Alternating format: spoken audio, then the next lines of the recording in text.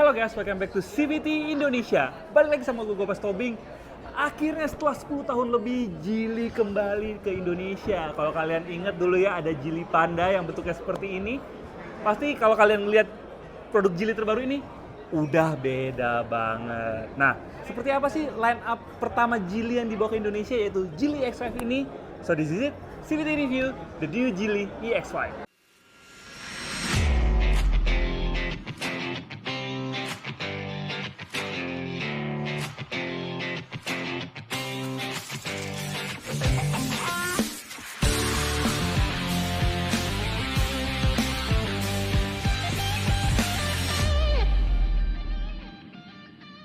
Ya, kalau kita flashback sedikit, proses Geely ini agak anti mainstream ya. Biasanya kan kalau misalnya brand-brand itu induknya masuk dulu baru anak perusahaannya.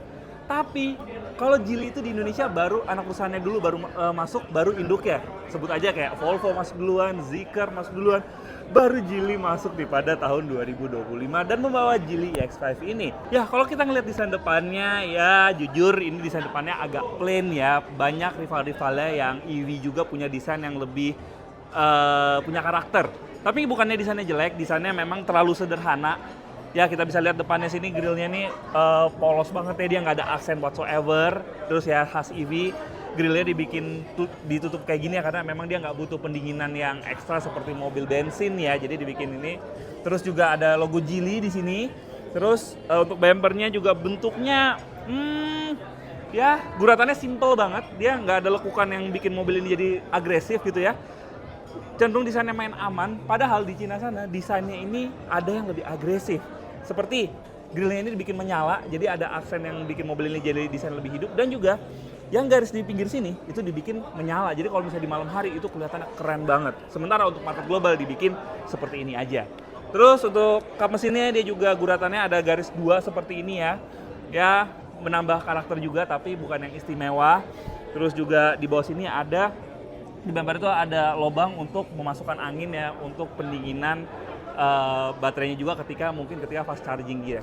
Terus juga di depan sini sudah ada radar untuk ADAS ya.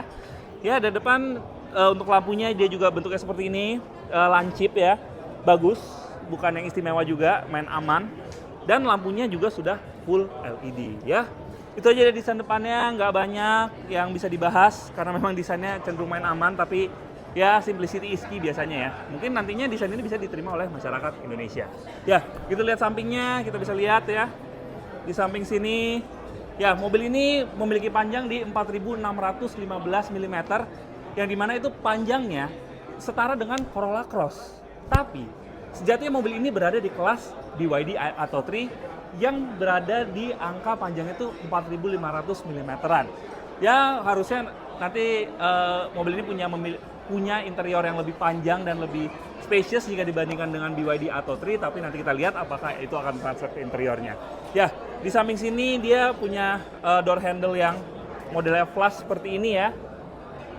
Ya khas-khas EV zaman-zaman sekarang, bagus banget. Ini juga bisa mengurangi coefficient of drag, jadi harusnya konsumsi baterainya itu bisa lebih baik jika dibandingkan dengan rival-rivalnya yang masih pakai door handle konvensional. Spionnya bentuknya mengotak seperti ini, jujur gue suka banget bentuknya karena ini kesannya rugged gitu ya, seperti SUV sejati, padahal ini merupakan sebuah SUV perkotaan ya, tapi nggak apa-apa, ini ada effort juga untuk membuat mobilnya jadi kelihatan gagah gitu ya. Nah, untuk velgnya sendiri dia berukuran 18 inci dibalut dengan ban 225/55 R18 dan memakai ban dari GT. Wow, GT, Gopas Tobing. bukan.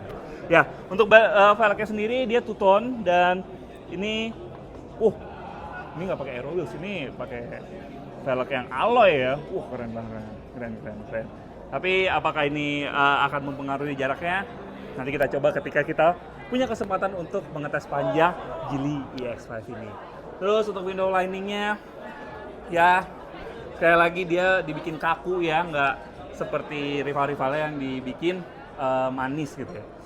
Nggak apa-apa, dari samping sini jujur gue paling suka desain Geely EX5 ini karena seperti sebuah SUV sejati. Sekarang kita lihat belakangnya. Nah, kalau kita lihat belakangnya nih ya, dari desain depan, desain samping, menurut gue yang akan stand out adalah desain belakangnya, karena seperti mobil China pada umumnya ya. Dia pakai lampu LED bar yang memanjang dari kanan sampai kiri, yang banyak juga digunakan oleh saudara-saudaranya yang asal China juga.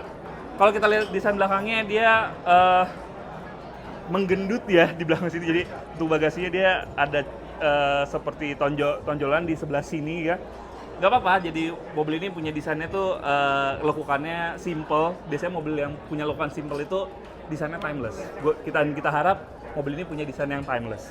Terus di belakang sini tidak seperti saudara-saudara asal Tiongkok, emblemnya dibikin simple. Biasanya kan kalau saudara-saudara asal Tiongkok tuh emblemnya banyak banget ya. Kalau di sini, belakang sini emblemnya cukup ada Geely dan juga tipenya EX5. Bagus. Ini jarang sekali ditemukan di mobil asal Tiongkok. Terus di bawah bumper bawahnya juga ya bentuknya so-so, nggak ada yang istimewa. Nah, untuk pembukaan bagasinya sendiri dia bagus, sudah power back door, dan untuk bagasinya dia sudah rata lantai dan ada ruang penyimpanan yang besar banget. Wow, ini sih kapasitasnya bisa kita bilang ya, bisa membuat rival-rivalnya insecure. Karena memang kalau ditutup aja, ya biasa sih ya. Tapi kalau bisa kita buka dalam ya, ini sih gede banget. Gila-gila, ini dipikirkan sama Geely-nya. Keren. Nah, untuk itu aja untuk eksteriornya. Sekarang kita lihat interiornya. Yuk. Ya, ini dia interior dari Geely EX5. Dan tadi gitu ngeliat eksteriornya kan kita bilang kan panjangnya di 4,6 meteran. Dan gitu masuk, jujur ini translate ke space dari interiornya. Ini posisi mengemudi tinggi gue 182 cm dan ini masih ada 5 jari lebih loh. Wow. Ini sih gede banget ya. Terus juga paha gue tertopang dengan sangat baik di sini. Ini bisa mungkin kameramen lihat, dan ini jarang banget terjadi di baris kedua sebuah mobil, apalagi untuk tinggi gue yang di atas rata-rata orang Indonesia ya. Terus untuk jok belakang ini jujur nyaman banget. Terus juga side supportnya untuk penumpang kanan dan penumpang kirinya dia bagus ya. Dan material joknya ini sudah power rated, leather dan juga power rated nih. Mungkin bisa lihat lebih dekat ya. Power ratednya bagus banget ini di sini. Terus dia juga sudah ada armrest di tengah sini dan sudah ada stoppernya bagus, dan sudah ada 2 cup holder di sini. Dan ada 3 buah headrest di belakang sini yang bisa meningkatkan kenyamanan kita ketika duduk di baris kedua dari Geely EX5. Nah, untuk door trimnya sendiri dia bagus, dia materialnya sudah soft touch ya, udah full soft touch, dan ada piano black di sini bagus banget. Dan untuk power window-nya ini mengingatkan gue sama salah satu saudara asal China, Netavi, yang pembukaannya itu upside down. Jadi kalau untuk ngebukanya kita harus dorong ke depan, dan untuk menutup ya kita harus tarik ke belakang. Ya mungkin butuh penyesuaian ya ketika kita memakai mobil ini. Dan mobil ini sudah dilengkapi dengan premium sound dari Flyme. Nanti kita bahas ketika kita bahas entertainment sistemnya di baris depan. Nah, di belakang sini juga sudah ada blower di sini ya, yang arah semburannya itu penumpang kanan dan penumpang kiri bisa diatur secara individual, dan sudah ada USB Type-C dan USB Type-E charger untuk mengecas gadget kalian. Jadi nggak bakal rebutan tuh. Ya kalau misalnya dua-duanya Type-C sih rebutan juga. Ya udah, itu aja dari kabin belakangnya. Oh ya, di belakang sini sudah dilengkapi dengan panoramic sunroof yang gede banget, yang dari baris 2 sampai baris depan. Ini panjang banget. Jadi panoramic sunroof ini benar-benar pas di sini, yang membuat kabinnya itu jadi roomy banget dan kesannya makin spacious. Dan sudah ada LED lamp di atas sini. Sekarang kita lihat kabin depannya. Ya, ini dia interior depannya. Ya, gitu masuk. Jujur di kelasnya ini yang kerasa paling premium ya, dari bahan dashboardnya ini soft touch semuanya dan ada jahitan asli. Mungkin kameramen bisa deketin ya. Nih bisa lihat ya jahitan-jahitan asli, walaupun memang secara desain ya bukan yang terbaik ya, tapi secara material ini feels premium banget. Terus juga material soft touch itu berlanjut sampai sini, dan ada ambient light yang bisa berganti warna, dan ada beatsnya. Ini mungkin beatsnya itu mengikuti musik yang lagi kalian denger ya, tapi kita nggak bisa nggak bisa mainin musik ya, karena nanti kena copyright videonya, jadinya suaranya nggak ada.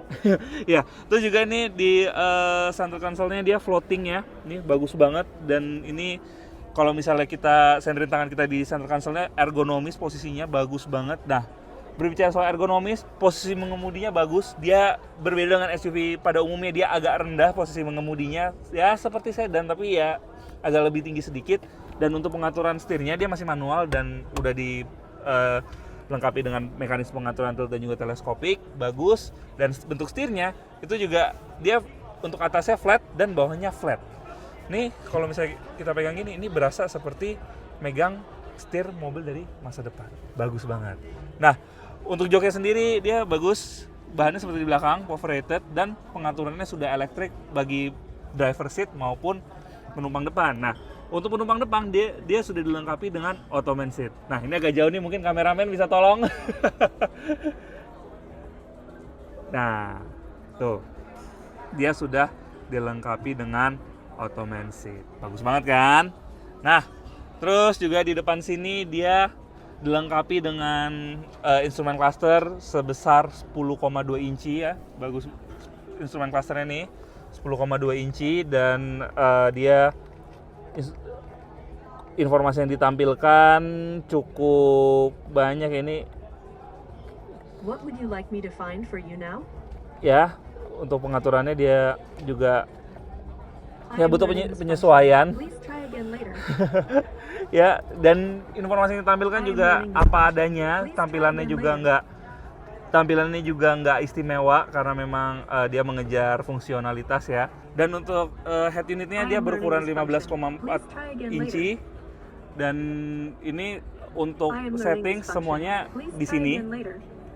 Dan ya seperti kunci semuanya di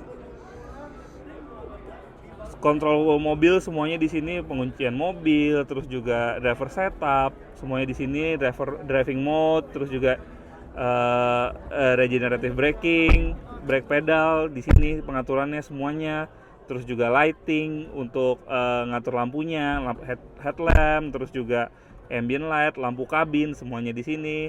ADAS semuanya di sini. Oh ya, ngomongin ADAS, mobil ini sudah dilengkapi dengan 13 ADAS yang cukup lengkap ya, dan voice, jadi bisa mengatur untuk ini ya, voice assistant-nya mau male maupun female. Jadi mobil ini sudah dilengkapi dengan voice assistant yang bisa diaktifkan dengan mengucapkan hi Jilly, dan sudah dilengkapi dengan 200 lebih pengontrolan unit di sini ya. Jadi cukup banyak. Terus juga pengaturan display semuanya di sini, sound ya. Terus juga ada pengaturan mic ya, seperti tipikal mobil Tiongkok pada umumnya, semuanya dipusatkan di sini. Ya. Terus juga di depan sini juga sudah ada premium sound, Flyme sound yang dilengkapi dengan 8 buah speaker. Jadi untuk soundnya dia pastinya sudah oke banget. Ya, dari depan sini ada kotak. Ini untuk head up display. Jadi jadi mobil ini sudah dilengkapi dengan head up display yang bisa memudahkan kita untuk memantau kecepatan, dan juga ADAS yang aktif di mobil ini. Nice banget. Oke, itu aja dari interiornya. Sekarang kita lihat bagian dapur pacunya. Yuk. Ya, ini untuk pembukaannya dia masih manual ya, belum pegas. Ya nggak apa-apa, mungkin posisi untuk cutting cost juga ya. Nah, gitu terbuka, nggak ada franks seperti mobil listrik pada umumnya. Dia langsung kelihatan baterai dan juga motor listriknya. Ya, sebenarnya kalau di luar sana itu ada dua pilihan kapasitas baterai di 49 kWh dan juga 60-an kWh, 60,22. Tapi tadi ketika presentasi, pihak dari Geely Indonesia hanya menyinggung satu jarak tempuh saja, yaitu 495 km. Itu bisa di-achieve dengan kapasitas baterai di 60,22 kWh. Otomatis yang masuk Indonesia nanti adalah kemungkinan yang 60,22 kWh. Nah, untuk motor listriknya sendiri, dia tenaganya di 214 horsepower dan torsinya di 320 Nm, yang dimana tenaga tersebut dialirkan ke roda depan. Dan untuk pengisian baterai sendiri, dia sudah support DC fast charging CCS Type 2 dengan kapasitas pengecasan di 100 kW yang dimana itu memungkinkan kita untuk mengisi kapasitas baterai dari 30% sampai 80% hanya dalam waktu 20 menit saja. Jadi cukup cepat ya CVTs ya. Ya, itu aja review dari Geely EX5. Menurut kami, mobil ini cukup potensial di Indonesia karena memang mengingat SUV adalah salah satu model yang paling laris di Indonesia setelah MPV, dan Geely sudah melakukan langkah yang tepat dengan membawa SUV menjadi line up pertamanya. Tapi dengan ketatnya persaingan mobil listrik di Indonesia, khususnya brand asal China, otomatis hanya ada satu penentu apakah Geely bisa bersaing di Indonesia, yaitu harganya. Yes, ketika kita membuat video ini harganya belum diumumkan, tapi kalian apabila tertarik dengan Geely X5 ini, kalian bisa langsung memesannya dengan booking fee 10 juta. Enggak. Booking fee-nya hanya Rp10.000 saja. Itu sama dengan 1 liter bensin. Bayangkan, kalian 10.000 udah bisa masuk antrian dari Geely X5 ini. Dan ya, kalau misalnya mengacu di Thailand sana, mobil ini tidak sampai harga 500 jutaan.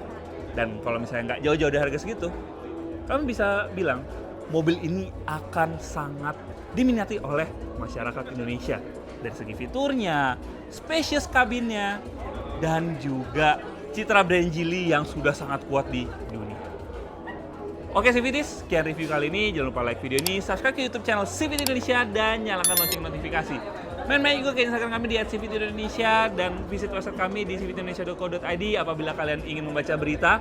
Dan apabila kalian tertarik untuk meminang Geely X5 ini atau line up mobil lainnya yang ada di Indonesia, kalian bisa membelinya melalui website kami di cvtindonesia.co.id, dan pastinya kami akan memberikan penawaran terbaik. Oke CVTs, gue Gopas Tobing, pamit dulu. Tempat duduk yang telah disediakan. Terima kasih.